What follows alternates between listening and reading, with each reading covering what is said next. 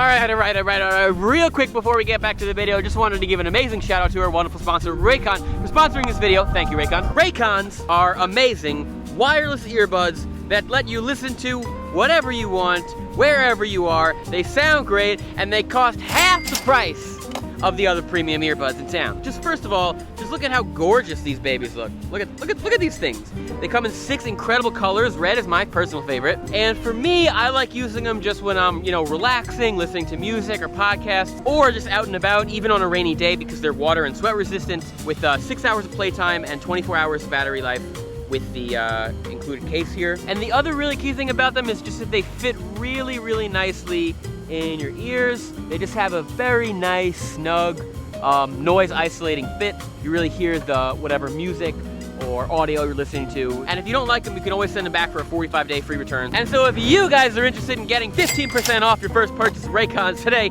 make sure you go to buyraycon.com/Xiaomanyc, or just click the link in the description to get that great offer. So without further ado, it's back to the video. Come on, guys. Hello, Julien. Hello. Xiaoma. Sorry, should I call you Xiaoma or? Xiaoma's fine. Xiaoma's fine. It's actually a thing now, right? Yeah, that's my name. Xiaoma is my name. So today I'm talking with Julien Godefroy, who, in my opinion, you have like a pretty strong claim to having quite possibly the best Chinese of any foreigner ever. And so he's been a host on Chinese radio and television for many years now. He's acted in Chinese movies and has also been a performer of Chinese cross-style comedy xiangsheng, which is known for being extremely difficult linguistically. And on a personal level, I've been jealous of his Chinese for at least a decade now. So welcome, Julien. Well, thank you for having me on. Julien, 你记得我们曾经见过面吗？我后来就是你前段时间我都忘了是在哪儿，在哪个平台你跟我说话，然后我想我后来我一开始没反应过来，但是我看到你的时候，我不记得我们在哪儿见过面，但是我看到你这张脸，我记得，好像是应该是10年前，在北京某一所大学的时候认识的。哦，是我们去演讲还是？对，好像是上什么谁的课，然后你演讲，然后你的那个是哪一个？你英国朋友还是爱尔兰的朋友？啊，就是董博涵吗？对，爱尔兰的朋友就是董博涵。董博涵很逗的，挺好。所以，我想问一下，到底谁是中文最好的老外？因为我觉得要么是你，要么就是大山，要么是谁？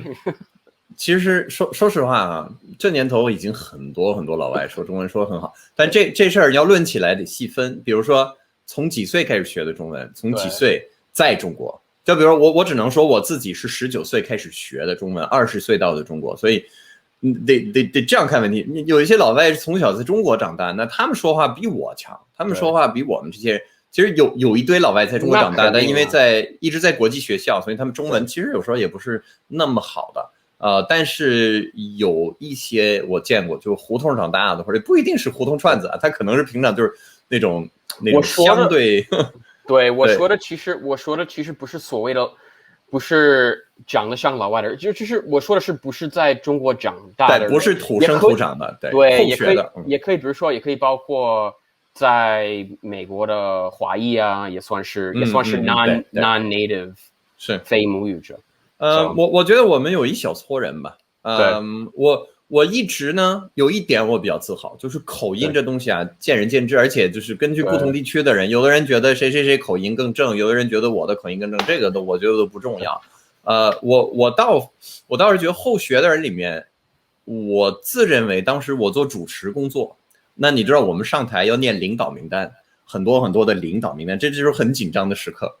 我比较自豪的，我一直敢说一句话，我说作为职业主持人，你给一个手写的领导名单，然后来不及练就得马上上台念，还不能出错。我就是，然后你这会儿掌握的很好，不是中国长大的老外里面，我敢说可能没有人比我强这方面，就是而且几乎没有我不认的字，就这种情况极少，说哪个人的名字说我读不出来的字。所以这是我比较自豪的一点。至于说谁的口音更正，我觉得真的是见仁见智。我也觉得，我之前在 YouTube 上面也看过你列表了一些什么，就是国家名单嘛，什么东南亚、欧洲、亚洲、非洲、美洲、大洋洲、东亚、南亚、西亚、东南亚、韩国、朝鲜、蒙古、日本、越南、印度。是 Jeremy 的那个采访，金玉米。他现在跟 Kaiser 在做那个 Sub China， 对，还有他们的 podcast 特别棒，一直是。那个是 Jeremy 的采访，是 Jeremy 的采访，可能那个画面里面看不到 Jeremy， 是不是？我不太记得。那是我们在哪儿？在月坛公园。对，好像是。不，日坛公园不是月坛，是日坛。反正日坛公园找了一个地儿，对，日坛公园。然后他做我一采访，突然他就问我什么能不能报一个地理图，我就想起来，对，我们原来相声里学那个地理图，说好，我报一个。你可以给还有我之前在老外看点上经常听你节目以前，你和一个那个谁周少康。那周少康是后来的。其实你说爱尔兰的董博涵，我们最早是跟莫涵一起创办这个节目，05年。是吗？所以我跟董博涵我们做时间最久，后来还有像莫大伟啊什么，还有莫凯啊，我们经常就是也经常来做嘉宾。你可以给我们自我介绍一下吗？你是 OK， 你来就是也可以用中，你来中国，你什么时候开始对中文有兴趣？什么时候开始学的中文？什么时候来了北京？这些你现在在中国做什么样的工作？OK， 其实我现在在法国，疫情的关系，但很快就回到中国了。OK， 我为什么对中国感兴趣，也是偶然。我那时候我是拉大提琴的，我是一个音乐家，当时就手摔伤了以后呢，本来以为可以很快恢复，然后有一些其他问题，我又停了很久。那在那期间呢，我就开始学中文，学着玩的。因为平常我们学古典音乐的，就是每天练8个小时琴，你知道吗？就也不能说很枯燥，对一般人来讲很枯燥，对我们来说很充实。但是当时反正我有大把时间，我觉得我把这股劲儿，我把平常的这个练某一样东西能练每天8个小时10个小时，我把这股劲儿搬到学中文里来。所以头5年吧，我每天学中文差不多10几个小时，然后天天在抄，在模仿，在听各种各样。我当时觉得很好玩，因为我学了一点点中文，那所有人夸我说：“哎呦，你好有天赋啊！你怎么说那么准啊？都听不出来。”然后说我跟人通话，学几个月的时候，我就只要通话的范围，这个你应该很熟悉这个感觉，就是只要你在控制我们在说什么话题，不偏离我设计的话题，这些是我学了的这些词汇，那我能给人一个错觉是哇，你中文好好啊，你完全听不出来是外国人，因为我们只在聊我熟悉的东西，所以我那个时候我得到了很多鼓励，别人一赞美一鼓励，那我就更有动力学中文，所以就是这样开始的。后来就去了中国，然后其实但我一开始是在法国学的中文，自学的，我也不去学校，也不那个什么，就是听磁带。看电视听广播听磁带，然后自己跟着磁带模仿，我完全是自学，100%是靠自学的。在大学总共待了1个多月。这个是98年对吗？这个说起来，对，98年开始学的中文，99年底第一次去了中国，然后在几个城市待过吧。我最早是在上海，后来又去了福州。那时候办不下来签证，有人跟我说我在福州给你办一签证，我说好吧，那就去福州吧。所以你我看你去了什么小福州，是不是？我看到你一个视频，对，只不过都在纽约。你现在看着贼亲切，是不是？对，你还有南方人的这个是不是？你还学了南方人这个，然后你要再撒娇一点，或者再四川一点点，是不是嘛？你加一个妈在后面。纽约没有多少四川人。可惜啊。对，这个，所以你在中国整整20年了吧？20多年。有，对，哇，有20多年。你这期间都就是要给我们美国观众讲一下你，因为可能中国观众他也包括我老婆都我给他看你可能听你的名字朱利安什么的不熟，但是看你的图片就好像。有点印象，因为看过你在电视上主持节目啊，就按当时你知道，就是出名，但是没有出名到那种到家喻户晓的程度。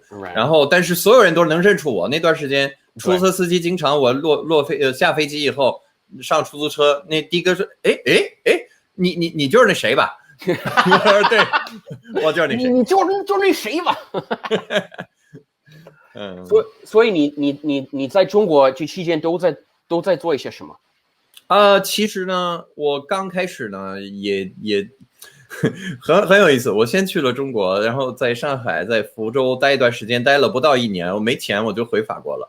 后来我在法国就开始挣钱，我就兼着2份工作，一边那个做翻译，一边教中国人法语，然后就挣了一些钱，我就又可以回中国了。所以02年初呢，我就又来中国，然后就找各种工作。我在公关公司待过，我在中国的报社待过。后来也做了一些老师啊、翻译啊这样的工作，特别短暂的。后来到03年，特别偶然的机会，我演了一个话剧，在上海演了一个话剧。那个时候有另一个疫情，就是 SARS， 非典疫情。那时候我们突然也没有钱，也没有工作，但是每天吃几个包子，我就勉强度过。然后就是天天在上海就是走路，公交车、地铁都不坐。然后特别有意思。然后之后呢，又去了北京，就开始完完全全就全部的工作就是做节目，就是当主持人，做节目的嘉宾，说相声，都基本上就是这个所谓的，我也不知道应该叫什么。我一直比较愿意说自己是主持人，但是其实也学了很多东西啊，体验了很多不同的做节目的方式。那你感觉当时为什么这些电视台、这些广播台都这么愿意让你来主持他们的节目？我是觉得吧，你看现在其实老外在中国的这新媒体上比我们那时候还要多，但是心态差不多，就大家其实中国人还处在这种迅速发展的阶段，所以呢，对大部分的中国人，除了有时候北京、上海、广州、深圳这种大城市，就是一流大都市。也除了这些以外的更多地方的中国人，其实他们接触的外国人是有限的，他们更多是在电影里面啊，在这个视频里面看到。所以呢，我感觉中国人这点就是一种很善良的那种好奇心，你知道吗？就是对，第一点就是，所以我们那时候那个广播节目叫老外看点，换一双眼睛看世界，这是我们的一个口号。很多中国人特别希望知道，哎，老外怎么看这个问题？那我是赶上一波什么呢？其实你看看大山、莫大伟他们最早的这个，还有那时候有什么郝连路啊、卡尔罗啊，80年代、90年代是想看老外表演，你知道吗？有那个好奇心。对，然后到我们这一代呢，我觉得21世纪开始就特别想听老外的想法，就你们这些在中国的老外，我特别好奇你怎么看中国的这个。然后我以为这个时代过去了，结果我一看现在新媒体上全是这些。很多就是老外在说自己关于中国各种各样的现象的一个看法，所以还这个阶段还是很长。这个阶段之所以很长，也是因为中国的发展，毕竟还是不那么均匀，就是大城市的人见识已经很广了，但是有很多各个地方的人，其实他们还是有这个好奇心。所以这就是我为什么就是回答你的问题，可能有别的回答的方法。但这个我觉得这是一个大背景，大家有这种对于外籍人很好奇，尤其那再下一步呢？为什么我就会自认为可能因为中文很好，别人愿意用，那肯定我的表达呢会更到位、更细腻一点，他们肯定也愿意听我聊。我想是这样的。再一个呢，就是我主持的话，我发现其实在之后呢，没有给那么多机会，外籍人主持那么多重要的晚会啊什么的，没有那么多机会。但是我算是主持过的各种大型晚会，还有政府的晚会，非常非常非常多的老外，可能就是一几年以后啊，12、13年以后，逐渐就是没有那么多外籍人可以去主持这些场面，这也算是我的运气，我的财富。So you speak English too, right? I do speak English, but my Chinese is actually better than my English. I know. I do believe that anybody who listens to me speaking Chinese, if they don't know who I am, they won't guess that it's a foreigner speaking. But English, it's always there's a little. I don't sound that French, but there's always something that, are you Scandinavian or something? You have very good English, but I can hear a little something. So. Yeah, it is interesting hear you speaking Chinese. Like, I mean, I'm sure, any Chinese people watching this would echo the same you know, like there's no way to tell you're not. You know, there's a word like 听你说中文太穿越了. It feels we're another dimension. Right. Yeah, it's like it's very strange. Like looking at that face, speaking like this, something is wrong. Is it you know, is it voiceover or something? Is it? Yeah, it's pretty crazy. So how did your I just want to switch to English so that we don't have to add subtitles for this whole conversation. Oh, I don't mind. You're doing the editing, right? Yeah. Okay. So let's speak in English for a little bit. How did your Chinese get so good? Like, I mean, obviously you've been studying for a very long time, but like, you know, I read somewhere that, or in an interview, you said you were studying like 8-10 hours a day for like 5 years in a row. Yeah, it's basically what I did, and I actually I did read a lot. So what happened was my mentality is very, very particular. You have to imagine a high level athlete or a high level cello player, which I basically am. So yeah, we are, our only standard is the highest level possible in the world, in history. Like, this is what we are after. Right. And this is what high level athletes are after. Now, not everybody gets to it, but this is our state of mind. This is the only standard we accept for ourselves. So it's a way of life, you know, and I was used to that. I was like that since I was maybe 11 or 12, and I was doing concerts and competitions and all that. You know, I went to the Paris Conservatory, which is in letters, it's CNSM in French, so it's CNSM. It's basically the best music, classical music school in France, right? Like the number one school, Superior Conservatory. So it's very, very hard. It's one of the hardest. It's a little bit like Curtis, you know. It's very, very hard to get in, and it's a separate jury that has nothing. The teachers don't have their say in who's going to get in. So it's like an international competition. So we are used to that type of mentality. So when I had to stop playing and I switched to Chinese, it was not premeditated. You know, it was something that just came like that. And I was motivated. And suddenly I thought, okay, that's the challenge. Everybody's saying is the hardest language to learn. And not, I mean, the tones and everything is not that hard. Cantonese is harder for the tones maybe, but the hardest part is to write and read, right? It's really a different way of thinking. So I really, more and more, I think after 6 months or 1 year, my goal was to speak just like my mother tongue. That was my goal, to become totally fluent to the point that I could read, write, speak, and hear, understand like a native. So that was that quickly, maybe after a year, it became my goal. It was just a challenge, you know, and the more I was working towards that challenge, the more I thought it was possible. So, but you have to be extremely, is deranged a word in English? Deranged, or yeah, it's not a. Why would you want to get your Chinese so good? Yeah, anyway? it's like, very wild. It's not a normal thing to. Yeah, it's like, why, you know, just like. But I would like correct myself and listen to more tape of correct my pronunciation all day long. Like basically before I went to sleep, in the subway, in the street, I was constantly asking people and hearing myself and trying to understand what was wrong. So that was an obsession. And it's not during that's the thing. Maybe I do 6 hours a day, maybe I do 10 hours. Of course, it depends. I still had to work sometimes at the same time, but even when it was 6 hours a day, or even when it was 10 hours a day, the obsession was 24/7. It was not a 10-hour a day obsession. It was a 24-hour a day obsession. Right. So when I was not practicing Chinese, I was still practicing Chinese in my head, walking and everything. And so, and when you analyze, the thing is, in order for it to become a mother language, I had to read a lot of different topics, because in your mother language, you will understand a little bit of everything. Right. Somebody's repairing your car, you understand most of the words that they're using, right? Somebody is talking to you about literature, about philosophy, about all those things. You have to know a little bit of everything. And it actually suited my 主持人 my TV show host job perfectly. It's like jazz music. You have to have a little bit of every type of knowledge, and you just improvise using it on the moment. But this was my attitude.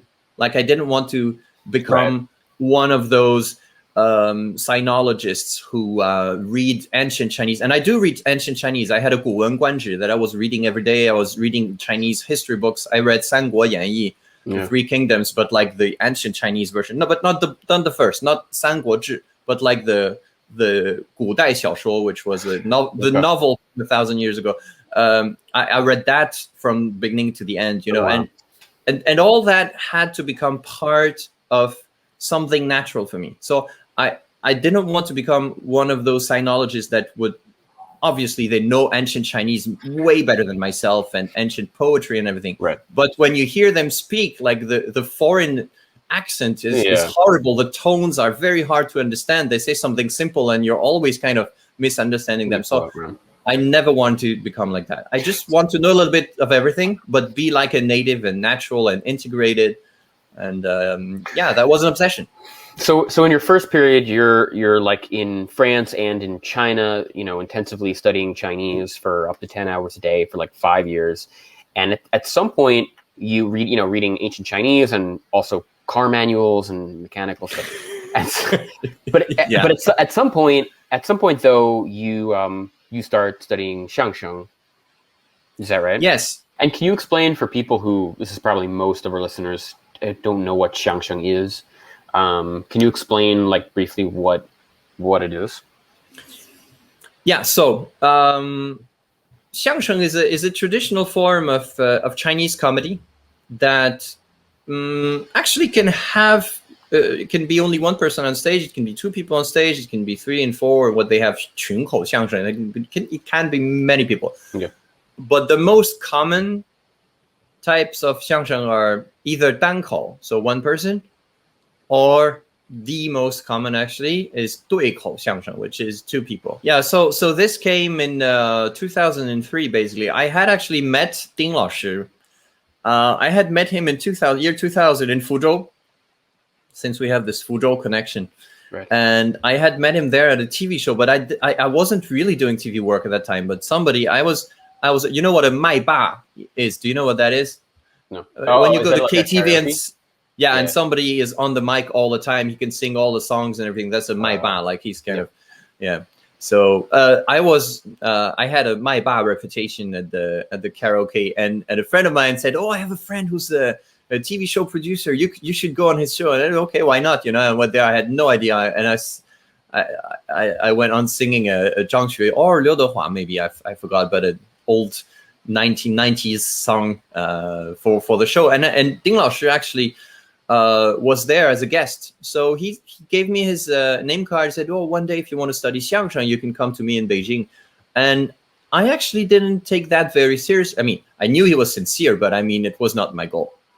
Right. And I've always been fascinated with the comedy, but all types of stand-up comedy. Like xiangsheng was not the traditional Chinese art aspect of it was never the one thing that I was interested in. I didn't want to be the geek who was so into Chinese tradition, right, but like so typical foreigner. You know, I wanted to melt in. You know, that was my thing. And so I went to Ding Lao Shi actually 3 years later, in 2003, just to say hi, not because I had just gotten to Beijing and I thought, hey, well, I have this old man's name card and let's go see him. And I saw his way of interacting with other students, and he actually got me into trying. And for me, it was fun because when I had just started learning Chinese, an old, I keep saying old, but they were not that old. I mean, but they were maybe a 60-year-old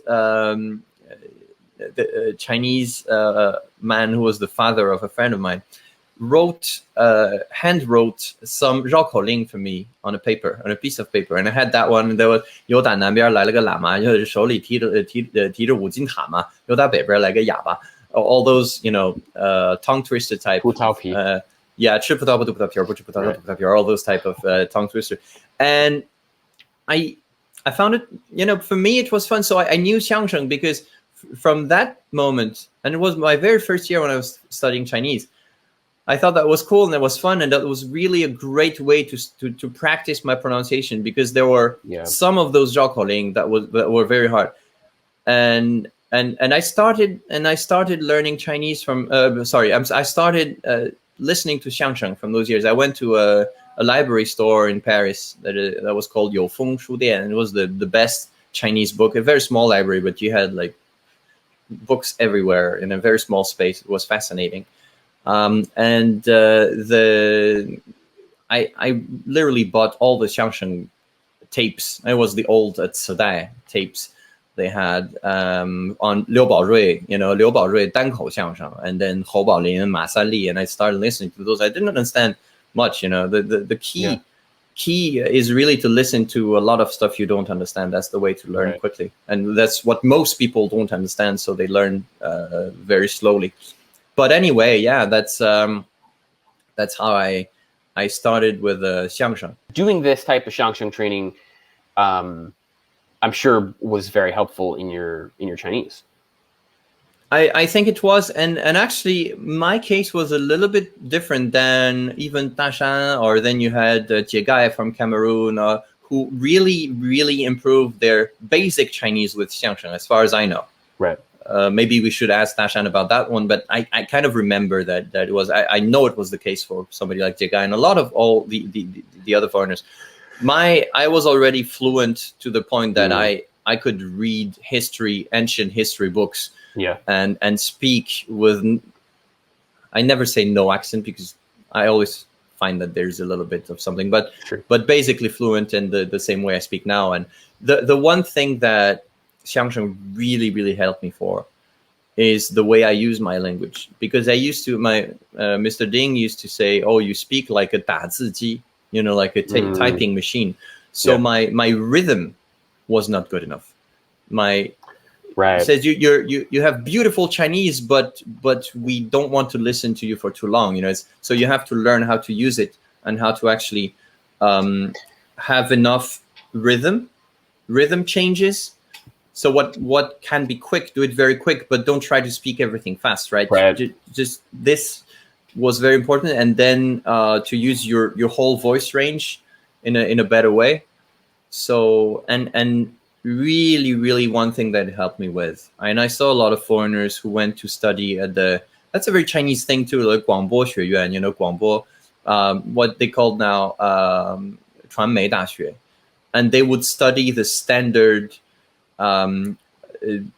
播音员, like a TV anchor, radio anchor type of Chinese, where and the thing where Mr. Ding I think was very right is that you end up speaking in a way nobody speaks. Like they speak to you in everyday life, those people, and you can hear that they went through that type of training. So 你好，是朱利安吗？我想明天跟你约个时间。So every single word has to have the perfect voice placement, the perfect pronunciation. But in real world, most people don't speak. I mean, half of the world, especially in Beijing and in the north, half people who really speak Mandarin like natively. Because it's a northern dialect. So it's based on the northern dialect, to be very, very precise. So people from the north, they will eat a lot of words. A lot of words you don't hear clearly. And that was really one thing that I learned very well. So I learned to use it well in my everyday life, and to use it well also in all types of situations. And not try to, like last point I wanted to make was a lot of foreigners who did xiangsheng, they tried too hard to get a kind of street, old Beijing, very xiangsheng type, or very old Beijing hutong type of way of saying, like in the old xiangsheng way, they did not have microphones. So they, even when after that they had microphones, they kept speaking like that. And it was what was 相声范儿, 相声腔, like, hey, 您来了, hey, 对了, right. And this way of speaking was very unnatural. So I always tried to avoid all those extremes, and keep a steady way of thinking, and try to sound normal, but really use xiangsheng to understand the way of making people laugh and to really improve my Chinese in the best way possible. So the typical xiangsheng of the tradition was what with, I don't know the word in English for that, but they called in Chinese, they called 大褂. In the northern dialects, that 大褂 is the long type of kind of a long robe, very Chinese style with a Chinese cuff. I don't know the terms for that. Dashan would know for sure, but English is not my language. I don't even know how to say it in French, to be honest, but English has more words, I think, for all those things. So it was, that's the typical, when you see two people on stage with this long robe type of tunic or whatever type of clothes, and there's one person who's like pangan, so that person is kind of leading the way in a bit, leading the conversation, but talking a little bit less. And then you have the main narrator, the main character, who's always kind of making fun of the one who talks a little bit less and just reacts there. When they used to say, like, the job of the one on the left was all those, to say all those short words just to react. It's kind of like an American sketch comedy where you have like a straight man, like one person who's kind of like, like the normal dude, and then the other person kind of reacting or saying something outrageous. In the US, you had Abbott and Costello. You had those old traditionals. It was a little bit different, of course. But the tradition in China started, like, it was a lot of those people in the streets back 100 years ago, and they would be in front of new businesses or in front of restaurants, or so you had all those traditions, and they had to adapt also for people who had birthday, or what we call tanghui. So it's like parties that people would invite those comedians to come on, and so around a certain topic or everything, and they would make fun of each other a lot back in the day because it was safer. In those days, Chinese businesses, for example, Chinese people are very superstitious, or were very superstitious, but still now you will see, like, they have the guangongxiang, like at the entrance of the door, because it brings good luck, all those things. So it was very, very hard to not make a mistake in front of a new business, the guy who's paying you and who doesn't want to hear a word that could be interpreted the wrong way. So making fun of each other was a very safe way in those days. And they usually have a longer, when you compare to stand-up comedy, where it's always like one punchline after another, you don't have a lot of what we call 铺垫, or in xiangsheng terms is 电话, which means that basically every maybe 20 seconds or 30 seconds, you have to make people laugh. Like, you have one punchline, you have one important, in Chinese and xiangsheng, they would call those 包袱. So in that traditional art form, it's more subtle. There's more knowledge of history, of all those things, more traditional culture involved, and more stories. So it's comedy, but it's not about how many laughs you get. Right. Traditionally, it has changed a lot now with new media and all the young xiangsheng actors. It has evolved, but basically, originally, it was not about making people laugh that much, but you had to bring people into your story. And the better you were in that building up, the better the end was. But it was not that good because you were laughing so hard and couldn't control yourself. It was not like a series of gags where you laughed, you can't control yourself. That's like mechanical laughing. But this is more subtle and more based on traditional culture and knowledge, and very subtle humor. Yeah, and it's also linguistically, it's very different. Like, it's something where, like, I'll listen to something in xiangsheng and I won't be able to understand anything. It's just you have to really practice listening to it, and also, I mean, performing it obviously I'm sure helps you understand it. But it's so in English we'd call it like meme heavy. Like, these are just memes, but they're memes from China, Qing Dynasty, right? It's like it's just very, it's just a very difficult and impressive form of art to master and to get good at. And it's interesting that, you know, in those days I used to see on forums and you know, the very arrogant type of foreign expat who would see us on TV and say, oh yeah, the foreign monkeys are out there saying stupid stuff to make primitive Chinese people laugh. And you know, I would see a lot of those comments because those people who spoke very primitive Chinese themselves, they were judging, saying like, oh yeah, it's not even funny. Right. And Chinese people only laugh because like, you're foreigner and you may understand what they're even talking about. Maybe understand the language and understand how in Beijing and in Dongbei actually there's so much very, very deep culture and Chinese people have an unbelievable sense of humor. And it's not to say that other countries don't. I mean, it's just that when you know it, they have as much humor as the most prolific countries in the world in that specific area. So it's really, really fascinating. But I don't think I was ever as good as Dashan, for example, in xiangsheng, in the field of xiangsheng. I never went that far as he went in the 90s. But then I was really fascinating by it. So we still studied to a pretty decent level. Yeah, for those people who weren't familiar with Dashan, he was kind of like the first kind of foreigner to get famous on Chinese TV doing this traditional xiangsheng comedy. If you look him up he's Canadian. His name is Mark Roswell. I was actually recently I was watching some of his videos again and just I mean, just incredible.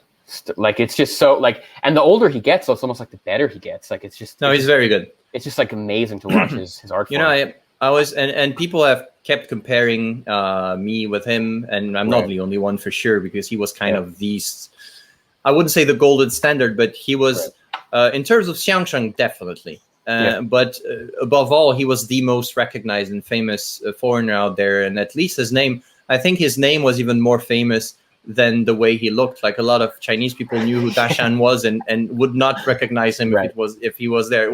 His name was that famous. But of course, you imagine those times in 1989 where there was no internet, only 3 TV channels in the whole country, I think. So you're on a TV show. It's a pretty big deal. Like in the next day in the streets, everybody recognizes you. It's crazy. Right. I remember, and he just really became a household name in China so quickly. I remember, I actually recently was he has this legendary reply on this website Quora to somebody's question of like, what does it feel like to be Dashan?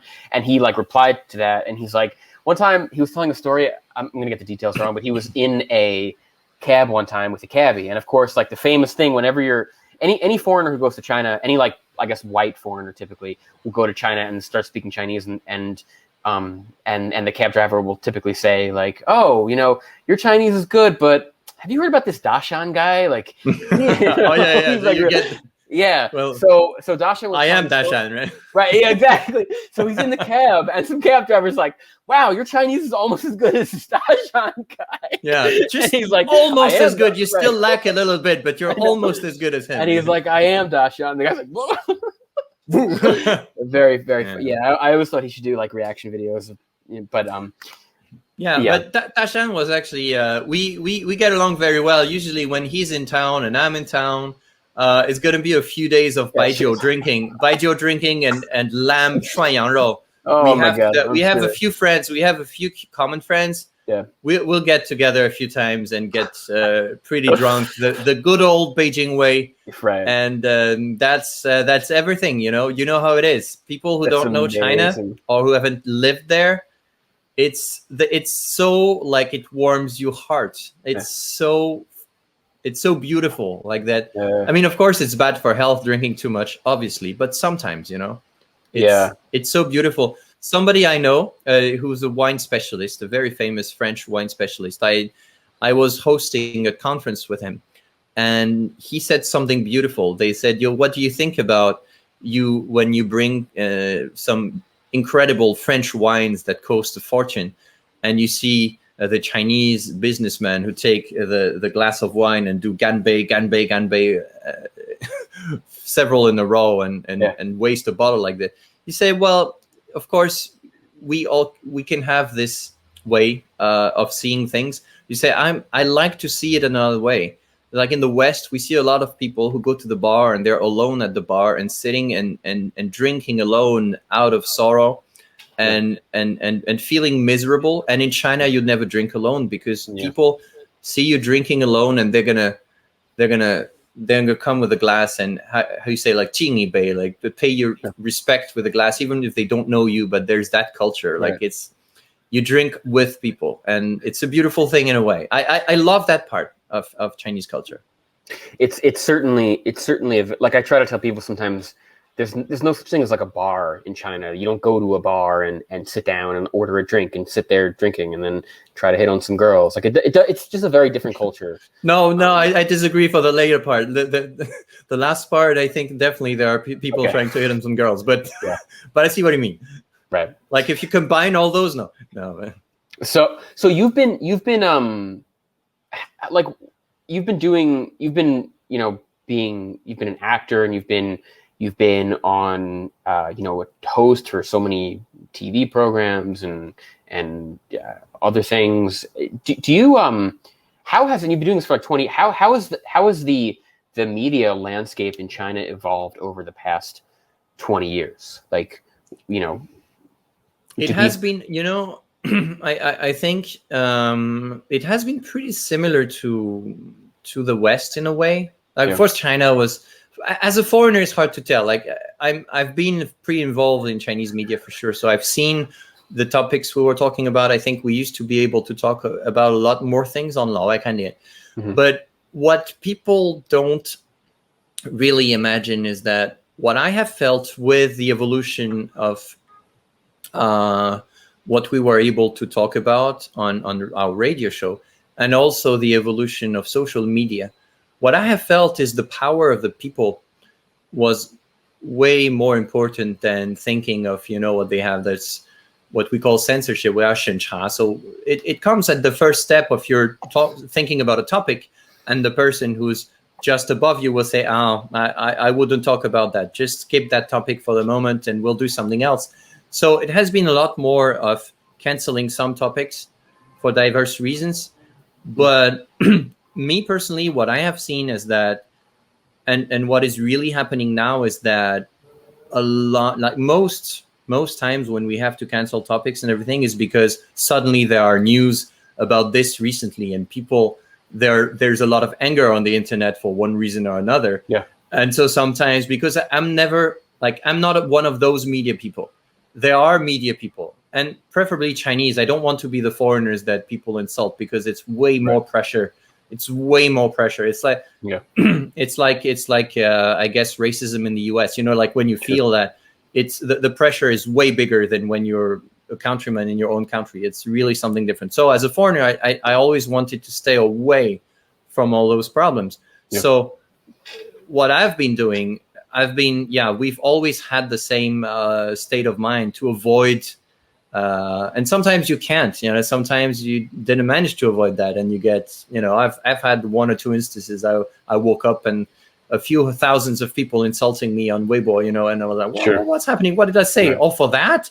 And you realize that's one media guy reposted you with a comment that takes you out of context, or tried to make you say what you didn't say, those type of things. So if you ask me, like the biggest evolution for me, I think it's very similar to the West. When we talk now about cancel culture and comedians who were like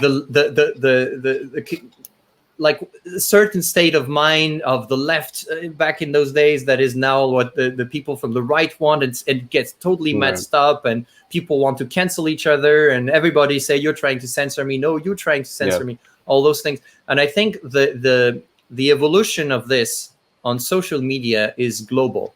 And on Chinese internet, it has been exactly the same. Like I've never had one instance. I've been on state Chinese media, not censoring anything I was saying for like 15 years. Like, everything I wanted to say, basically. Sometimes they would edit because we were not live, but basically I was I felt very free saying everything.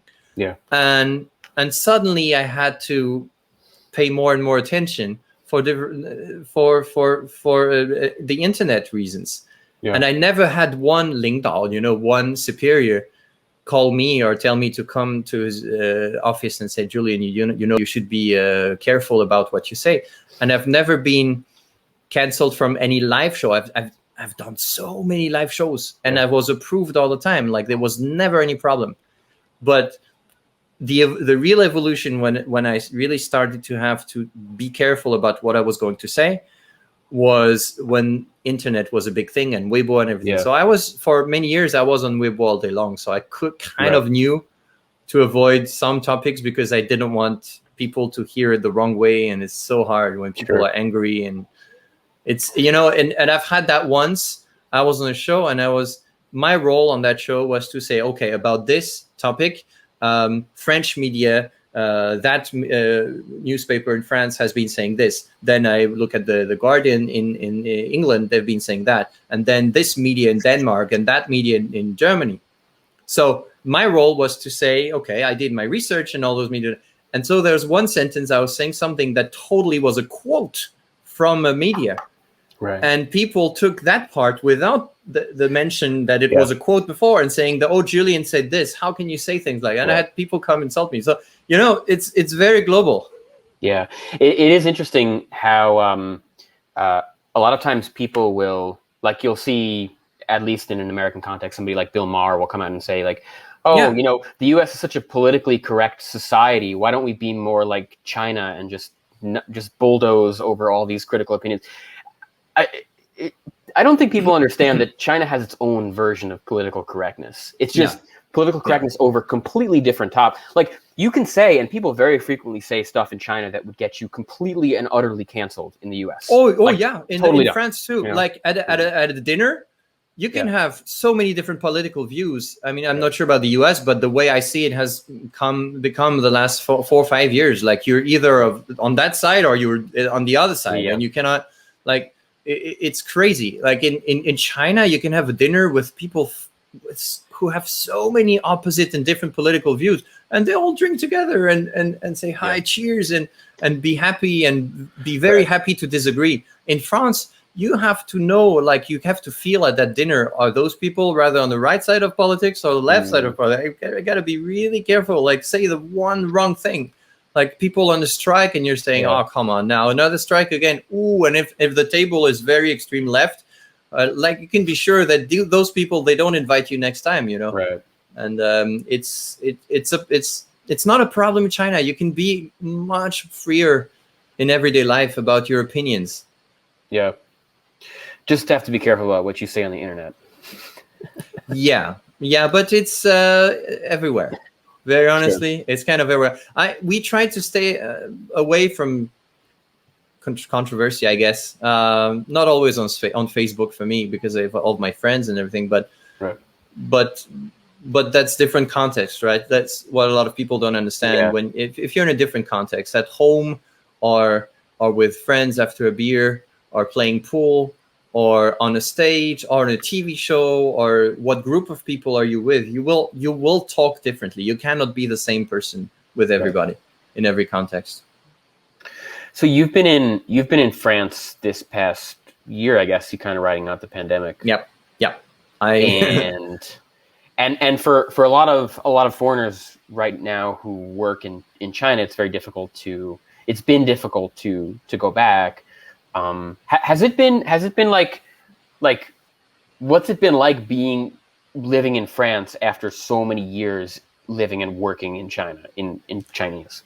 I have to learn so many things. I have to my goodness, it's start so eating much cheese again. Okay, first of all, so much paperwork. I mean, we never had, like most people in China, never had proper mailboxes for so long that as soon as they could get away with that and get everything dematerialized, realized that my English is terrible for that, and do everything by email and not have paper all the time. They did that, right? In France, I don't know about the US, but in France, it's crazy the amount of papers, of letters you receive all the time. And I'm always afraid of, getting those letters from whatever, asking me for this Taxes. fee and those taxes and that, and you have a deadline and this and that. I love the fact in China that you don't have to do your taxes. You're like, everything you earn, everything you do, your taxes are taken from what you do, and it's always the company that pays the taxes, even the individual taxes. So all the work is done pre all that. So you get your tax-free money and you don't have to think about it after. But it's not all about taxes and money. But I just thought about paperwork, and then I thought about my taxes. So. What about like culturally? anything interesting? Like, is there anything you've been in France and been like, oh wow, I forgot that people do that like here, or why don't people do it like this? I would have to think about that one, but it's hard because life has not been normal, right? Since I've been here. Basically within a month, it was pandemic, and right. And we were all isolated and couldn't gather together and everything. So I would have to think about that one, but definitely the way. Well, I can talk about something because we've gone, very very problematic issue was. Since I couldn't be in China, I had to refuse all the gigs that were calling me for hosting and for everything. So I have children, I have to make a living, right?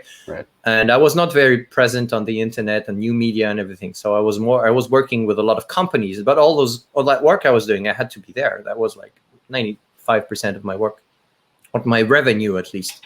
So it was very, very hard. So we started to get some business going, and the few businesses that we've been working on since, France, I know it was the pandemic and everything, and I think the US is better on in that matter, but France and Europe in general is so slow to react business-wise. Like you cannot push people to work better because you cannot give too much compensation for extra hours, or there are rules everywhere that people cannot work too much, even if they want, they cannot. So everything is made so that you cannot have two people work in the same company and this guy is making 3,000 a month and the other guy is making 15,000 a month because he worked so many extra hours and he got so many more deals made and he's very gifted. In France, everything is made so that even the guy who's doing so much more than the others, he may make maybe 20% more than his colleague or 30% more, but not much more. So they don't, you feel that when you try to get a business deal and even get a quotation from a company for a certain service, they will make you wait weeks and weeks and weeks and weeks. And you kind of every week, once or twice, you want to talk to them again and say, so where are you? It's a simple thing, but they need so much documentation from you. And even if you say you're a new business, they will ask you some proof that I say, yes, I told you I'm a new business. Oh yeah, but now it's very hard for us to know if you're serious. We cannot, and it's always like that. And they make you wait. And in China, within 2 days, like you would have your, the prices and everything, and could analyze what type of company you're going to create. But here you have to have everything going, and still they make you wait a long time. And to get any type of business started in France, you wait at least 3 months. And in China, maybe within a week you can get started. And in Asia overall, Asia is very lively in that sense, like for business wise. And I know the US is a little different because the American dream and everything. It encourages businesses to get started. You can do a startup, you can do your own thing, and you can be in a certain field and try to and start doing a business on the side, and people see it well. But in France, so now you're a money guy. Once you do business, and they have a lot of despise for, a lot of contempt for that type of. The French people hate money, and they don't actually hate money. They hate that the other people appear to make money and they don't. And sometimes the people who appear to make money, they don't make much more money than them, but they hate the fact that people seem to be making money, and it's. This is one thing, but the other thing, very concretely speaking, is it's very hard to get anything started here because there's no way to push them, to motivate them to work more quickly. Right. I see what Yeah. you're saying. They don't get more compensation, and they don't get a better life if they get more deals done Sure. within 2 months, right? And that's, I mean, yeah, French way of life, but it's very hard to work with China, because every time there's a deal possible with China, Right. they're like, okay, It's we're like you have waiting. people on WeChat at like 2 a.m. being like, "Where's Yeah, the thing? Send it over?" You know. and here, when they don't have any news, they don't take your phone call, and they don't reply to you. So you're like waiting. In China, at least, they'll reply to you, and you will know. They will reassure you, I'm sorry, I'm still waiting, I still have no news. But here, no, they will reply to you once every 2 weeks or 3 weeks. So it's a different way of life, and yeah. But of course, whenever everything is up and running, there's always a way to work differently, and it's just that some people here, they have the connections and they know what to do in the beginning. But here, I started doing things, my wife too, and we tried doing things in a Chinese way, and clearly doesn't work in France. But then you have to anticipate things, because Chinese people won't wait that long. They're like, 3 weeks, you still have no news. Well, we can't work on this anymore, so it will have to be something else. So you're also a professional cellist, or at least were. What do you think the relationship is between music and language? Do you think that musicians make better language learners? I do think so. Yeah, if they want. Yeah. So let me be clear on this one. I know musicians who have like some of the best ears ever in music. Yeah. And some of the best memory ever. Like people who can take a new score of contemporary music and memorize it in 1 or 2 days, like this type of genius type people. Yeah. And I'm thinking of one particular person who's one of the best flute players in the world, and his English sounds, it's the most French sounding English you will ever hear. And I think it's on purpose. It's not that he couldn't, but I think some people are not interested in losing the accent. So there are several things. I think a lot of people mix everything up. First of all, I don't believe in gift that much. I think it's if you learn many languages, you know that the more you learn, the easier you find quick ways to learn new stuff, and it's just a muscle that you train, and you know how to learn. Memory is another thing. So memory is not always a gift. It can be a gift for people, but it can be trained too. Then you have the auditive, the ear aspect of, and this is where musicians have an advantage. Musicians can really analyze sound, because we work on sounds our whole life. So we can maybe analyze tones and inflections and pronunciation, all those things. We are better than people at analyzing those. So this is the one part for musicians. They have better analyzing skills for their what they hear, and also to correct themselves. They hear themselves better because we're used to that. Right. And this is one thing that the musicians have.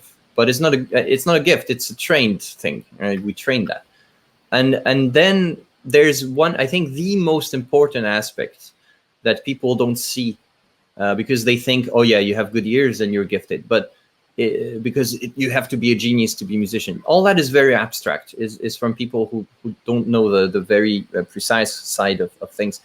The real aspect of musicians, combined with good ears, is that we are used to facing adversity while learning stuff.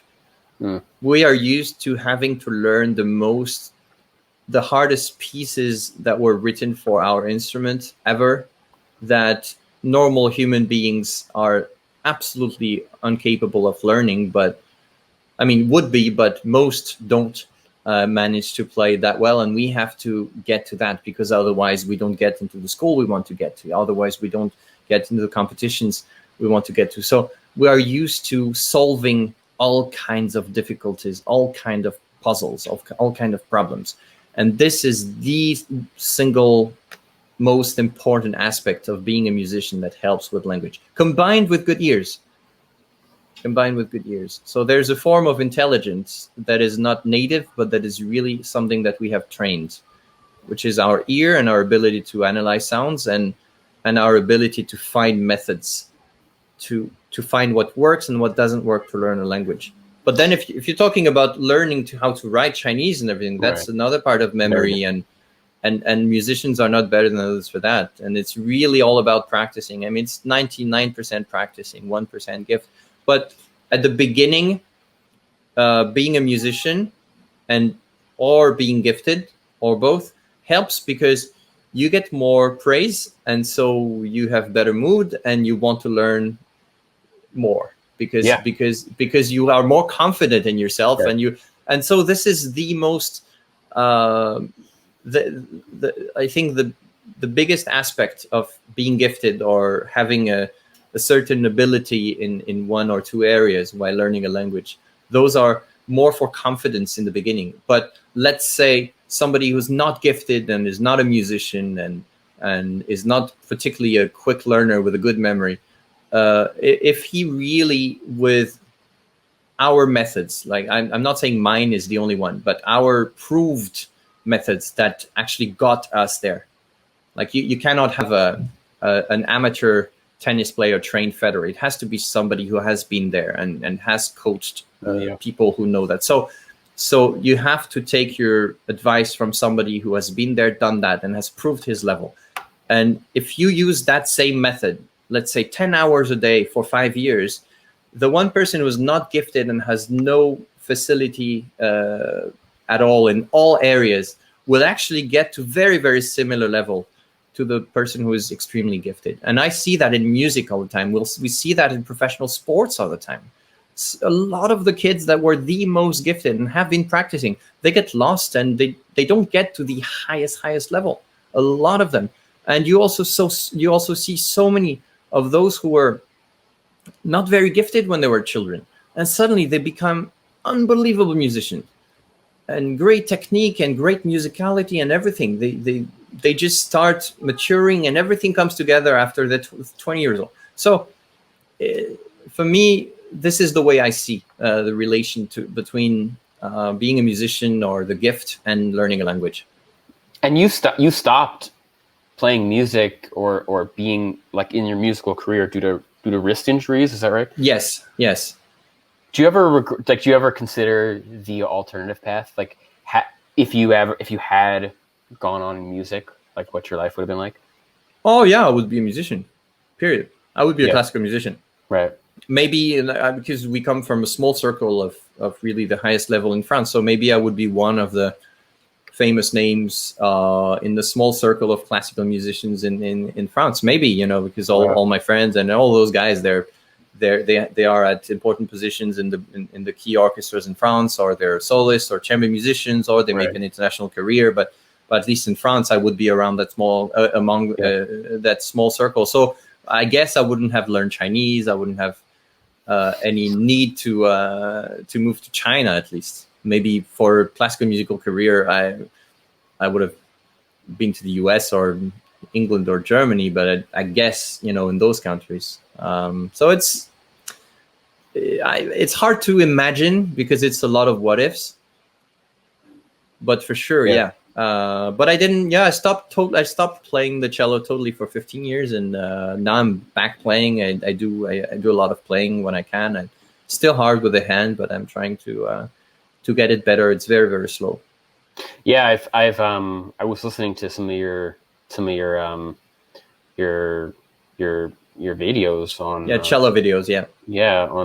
On Instagram, and your Molly Hua, pretty cool stuff. I actually did. I did a small improvisation on Molly Hua, and one I really wanted to do was the song that I did recently, 月半小夜曲. And this is really nice on cello. Do you have any advice for people who want to learn Chinese? Like, should people learn Chinese? Should people learn Chinese to your level or any level? I mean, I cannot control the will and the sickness level of everyone. Right. So, yeah. Great answer. But I think first of all, it's very rewarding psychologically to learn Chinese because Chinese people will be impressed. And not only Chinese people, I mean, Japanese are like that too. I know that. But like Chinese people are very generous. They will invite you for dinner. They will invite you for drinks. Chinese people are extremely generous. And I really love China and the Chinese people with all my heart. I mean, because it's a very inclusive culture. And they have a huge tolerance for your difference. So let's say, I cannot speak for Americans, and America is a complex country, but let's say in France, people don't have the same amount of tolerance if you don't speak French, if you've been here for a while. If they see that you're just starting to learn, you have this cute vibe and they're trying to help you. They're very happy to help you, and you're getting crazy, and they see that and they like it, right? But if they feel that you've been here forever and you don't care whatever grammar and verbs you use, and you use the wrong articles and the wrong everything, and they get, and we have, and me myself, I always tell my Chinese friends, don't underestimate the power of you learning French well enough, not thinking language is a tool, but rather thinking language is a way to come to go into the other person's culture and to respect them. Because the better you speak the language on the detail level, it's not about the accent. It's really about respecting and feeling the language and how you have to use the grammar and everything. And the better you go in that way, the more people will feel you respect their culture and respect themselves. And it has always kind of touched me that Chinese people actually didn't have a high standard, a high demand for foreigners on that level. Like they don't care if you don't learn, or they're happy that you seem to not being able to learn Chinese, because Chinese is so hard. We have the hardest language in the world, so they're very proud of that, right? So, but the good side of it is, I think it's within Chinese philosophy. They don't try to change the world and try change other people. They consider that they have to adapt to the world, and they have to tolerate things that they can't change. So they tolerate other people's cultures and other people's faults or different aspects much more. This is what I feel compared to Europeans. So Chinese people will always be very enthusiastic if they feel that you are learning Chinese and you are curious about their culture. And 100%, if you like Chinese, you're thinking about learning Chinese, you should try and learn it. And I'm always about learning as much as you can while you're learning. You may stop. I mean, I did for 5 years, but then I really stopped spending I would love to spend my days reading and everything, but life is not as easy. But for the time you're doing it, even if it's like 2 hours a day, or be regular and try to do it well. Try to be very focused and try to do it well. Learning Chinese characters develops your right brain, right? And what was that? There was a joke, like your left brain gets nothing right, and your right brain has nothing left, or something. But most people don't have a right brain developed enough, and Chinese people's right brain is more developed, and the abstract part is on the left brain. Like we have abstract languages with grammar and everything, and Chinese people have a more direct way of thinking. So it's good for the brain also, learning a different way of thinking. For sure, learning this language is very, very challenging, and Chinese people will be helpful and will be very warm, and you will learn a different way of seeing things and tolerance. I think it's a lot of beautiful aspects. Wow. This was amazing, Julien. Where can people find you on social media or wherever? So I'm starting something new now. I will actually, okay. So if you put in the description that I will give you some links. We just created a YouTube page that can be in the description. There's nothing on it, but we'll put a lot of content that we're going to try to adapt some of the content we're doing, because different platforms like different formats and everything. So we try to figure out. So I'm basically not doing really much of Instagram and TikTok at all. Sometimes, but really no. But my YouTube personal channel, I put some cello videos on it. Yeah. So for people who want to see that and like to see that, I don't put a lot of stuff, but it's good stuff. And then there will be my talk show channel that I'll give you two. So it's called 我是 Julien. I'm Julien. Simple one. Which I have in China, on Chinese networks, you have 头条. So it's on 头条, 今日头条 and 西瓜, they're kind of associated together. And we also have Bijan for those who like Bilibili. It's all called 我是 Julien. So I'll give you the links for that. Yeah. Awesome. Sweet. People can check that out in the description. And yeah. Anything else? Yeah, no, I think I forgot something. I had one more reason to convince people to learn Chinese, and I somehow forgot one. I somehow forgot it. So maybe if I think about it again, I can write it in the comments. And I'll add it in. Yeah. Yeah, no, I can. Sometimes you get a comment, and if I get enough likes on it, maybe it's going to be on the top. You know? That's the way YouTube works, I think. I can pin your comment if you want. Whenever you have your whenever you have your YouTube channel that you're going to do your talk show on, you could just make a comment in English, Chinese, whatever. I'll pin it onto the top. Oh, that's great. That's great. Yeah. Wow, that's so good. But no, there's one thing I actually wanted to tell you is that I'm quite amazed at what you've been doing, because when you talk to me on whatever platform you talked to me for the first time last year, and Facebook, and maybe, but you just added my Facebook, so I don't remember. Anyway, yeah. So yeah, I went on your channel. I was, what, this guy, like I found one video you had like tens of millions of views, and I went, what, you have more views than most of the stars. Yeah. So and it was so touching. It was so touching for me. And actually, sometimes, because I followed right away your channel, I found that it was very, very interesting, very touching.